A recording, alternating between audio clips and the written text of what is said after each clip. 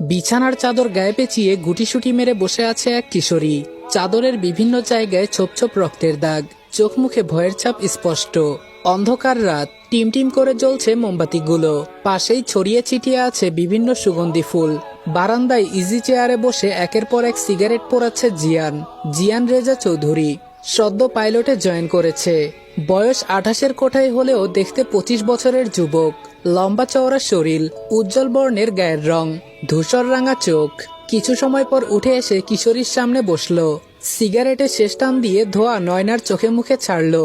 মোবাইলের torch on করে বলে বিয়ে হলে স্বামীর আদর সহ্য করতে হয়, তা কি জানো না?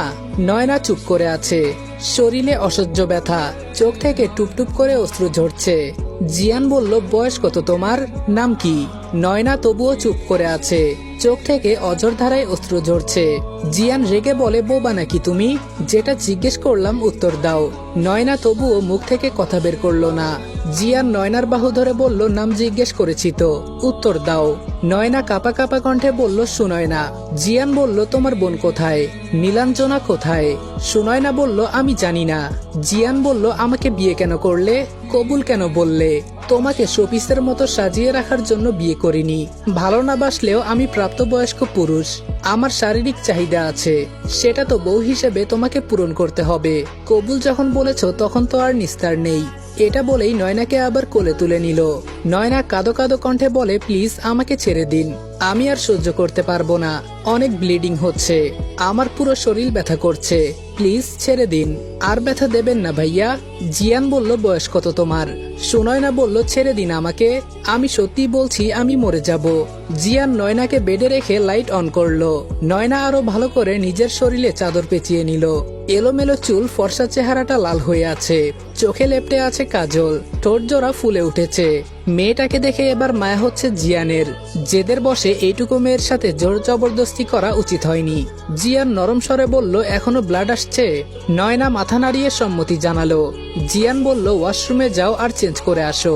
নয়না উঠতে যেয়ে হোঁচট খেয়ে পড়ে গেল। জিয়ান নয়নাকে কোলে তুলে ওয়াশরুমে নিয়ে আসলো। নয়নার শরীরে পানি লাগতেই শরীর জ্বলে উঠল। জিয়ান নয়নাকে শাওয়ারের নিচে দাঁড় করিয়ে দিয়ে বাহিরে চলে আসলো। বেডের পাশে বসে নিজের ফোনের স্ক্রিনে এক দৃষ্টিতে তাকিয়ে আছে।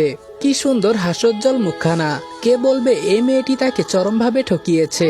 আসলেই কি স্বার্থের দুনিয়ায় ভালোবাসা ঠুনকো? এর মধ্যে শীতে কাঁপতে কাঁপতে জিয়ানের একটু দূরে দাঁড়িয়ে নয়না বলে, আমার প্যাড লাগবে। জিয়ান বলল, আমি কি তোমার চাকর? আমাকে কেন বলছো? নয়না জিয়ানের ভয়ে আরো 2 কদম পিছিয়ে যায়, যার ফলে নয়নার কাঁধ থেকে চাদরটা সরে যায়। ফর্সা কাঁধে তিলটা জলজল করছে। জিয়ান চোখ রাঙিয়ে বলে, তুমি কি ড্রেসও পরতে পারো না? এখন সেটাও আমাকে পরিয়ে দিতে হবে? নয়না চাদর শক্ত করে ধরে বলে, আমার ড্রেসও তো বাসায়। জিয়ান বলল, তাহলে তুমি এখানে কেন এসেছো? নয়না কিছু বলবে তার আগে জিয়ান নয়নার দিকে একটা টি শার্ট আর জিন্স বাড়িয়ে দিয়ে বলে, আজকের মতো ম্যানেজ করো, কালকে একটা ব্যবস্থা করব। নয়না বলল, কিন্তু প্যাড? জিয়ান বলল, প্যাড দিয়ে কি করবে? নয়না পায়ের নখ দিয়ে দেয়ালে আঁচড় কাটছে। জিয়ান বলল, বলো। নয়না মিনমিন করে বলল, পিরিয়ড। জিয়ান বলল, প্রথমবার তাই ব্লাড বের হয়েছে, এখন থেকে আর বের হবে না, চুপচাপ এগুলো পরে শুয়ে থাকো। নয়না ওয়াশরুমে এসে টি শার্ট পরতেই হাঁটুর নিচ পর্যন্ত ঢেকে গেল। 6 ফুট লম্বা চওড়া বডির টি শার্টের ভেতর নয়না ছানাপোনা। জিন্সটাও পরে 2 হাতে ধরে আবার রুমে আসলো। জিয়ান নয়নার দিকে একবার তাকালো, তাকিয়ে কোনো মতে নিজের হাসি চেপে রেখে বলে, বাঁ পাশে শুয়ে পড়ো। নয়না চুপচাপ গুটিসুটি মেরে